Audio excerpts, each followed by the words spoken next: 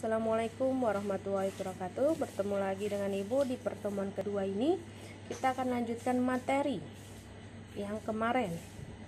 Namun sebelum kita mulai, alangkah lebih baiknya kita berdoa terlebih dahulu. Berdoa dipersilahkan.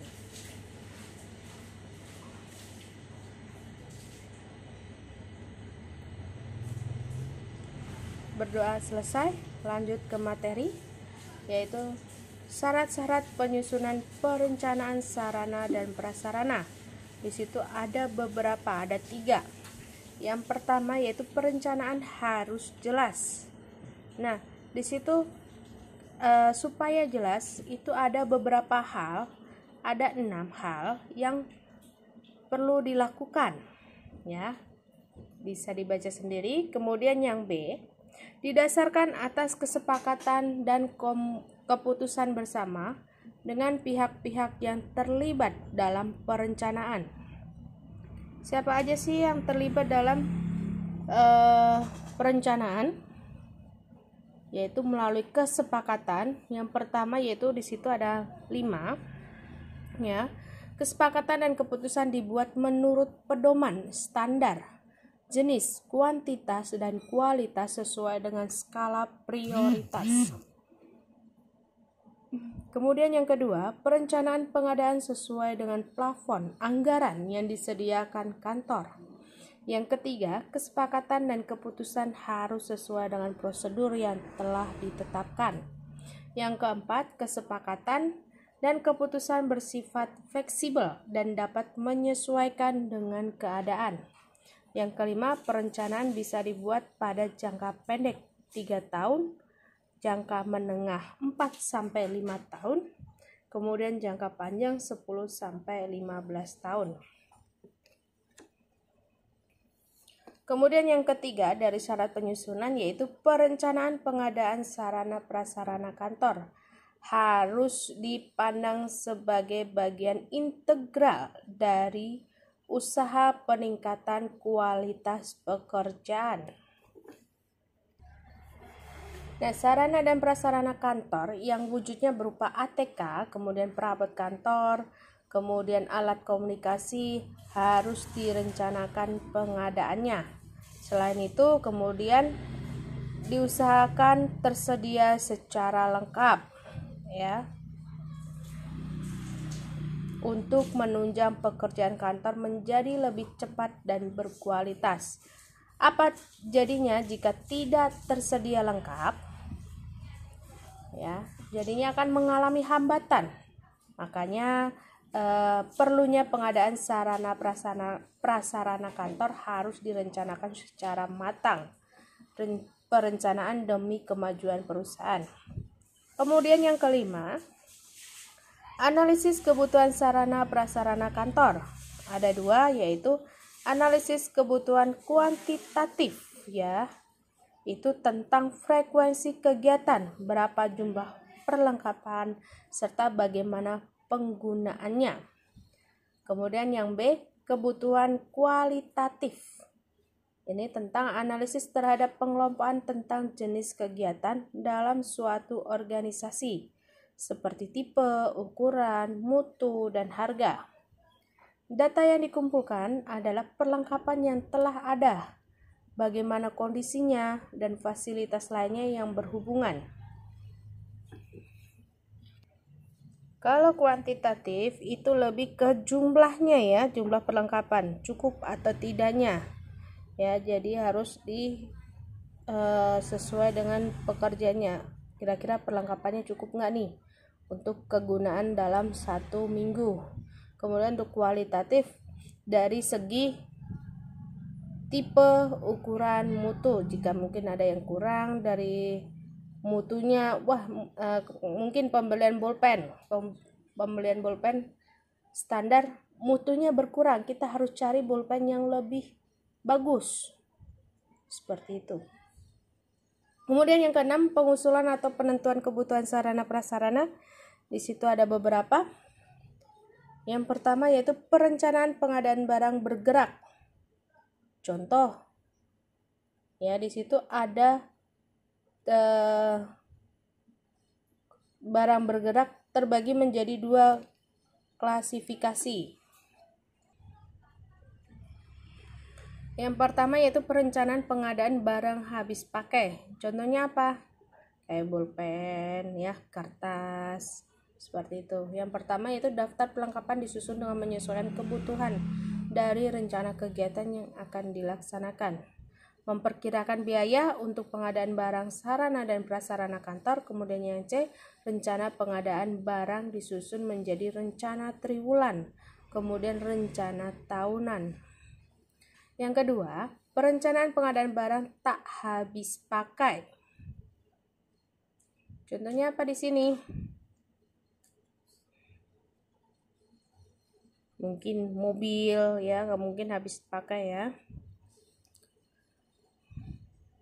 Di sini membuat analisis dan membuat susunan daftar kebutuhan sesuai dengan rencana kegiatan serta memperlihatkan perlengkapan yang masih ada dan masih dapat dipakai di kantor, mobil, bangku, dan lain-lain. Kemudian membuat perkiraan biaya perlengkapan yang direncanakan dengan perhatikan standar yang telah ditentukan, mempersiapkan skala prioritas menurut dana yang tersedia, kebutuhan, dan menyusun rencana pengadaan tahunan. Yang B, perencanaan kebutuhan barang tidak bergerak. Ini lebih ke ruangan, bangunan, ya.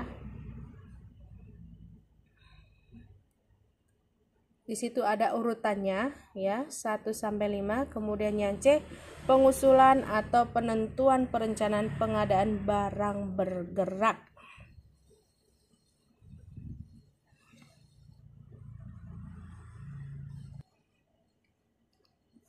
Syarat-syarat perabot kantor.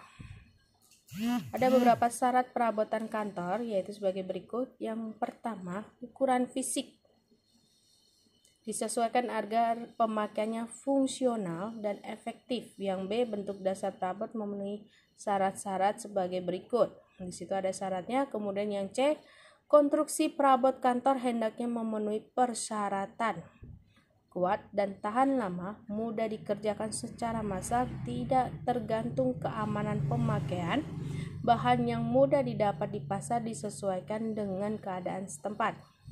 Kemudian yang kedua, syarat-syarat perlengkapan kantor. Di situ ada beberapa, ya.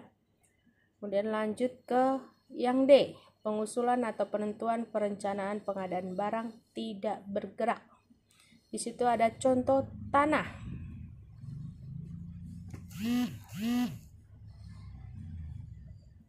Ya, ada tanah. Adapun syarat yang harus diperhatikan dalam memilih tanah, di situ ada beberapa, silakan dibaca nanti. Nah, di situ ada langkah-langkah perencanaan pengadaan tanah.